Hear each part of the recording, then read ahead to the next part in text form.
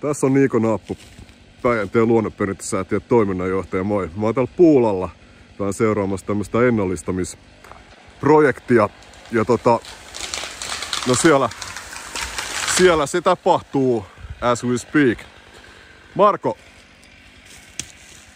mitkä fiilikset ja nyt on ja mitkä mietteet tästä, että miten tää etenee tää ennallistaminen? No siis ihan loistavasti. Me ollaan Etelä-Savon ELY-keskus on tehnyt tähän suunnitelman, kuinka tämä joskus sotien jälkeen, osittain sotien jälkeen istutettu kuusikko ennallistetaan siten, että me kaulataan pystylahopuiksi ja sitten täällä metsuri kaataa lahopuiksi sen lain salliman määrän näitä kuusia, jotka jää sitten tänne auttamaan tätä monimuotoisuuden edistymistä. Ja sitten ennen kaikkea, kun tässä on lehtoja ja paljon haapoja ja raitoja, tervaleppää, monia muitakin puulajeja, niin ne saa vähän paloaukkoja ja täältä sitten pikkuhiljaa muuttuu puulan perinteisen tai aidon puulan mukaiseksi vähän lehtipuuvoittoiseksi metsäksi.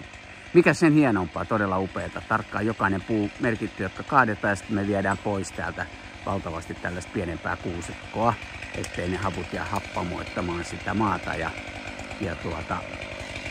Tämä etenee tästä ja sitten ensi vuoden suunnitelmissa saada sitten tähän vajaa 10 hehtaarin suojelualue sitten ympärille. Että yksi alue on vaan se, joka me joudutaan ennallistamaan, että muuten on monimuotoista metsää jo valmiiksi.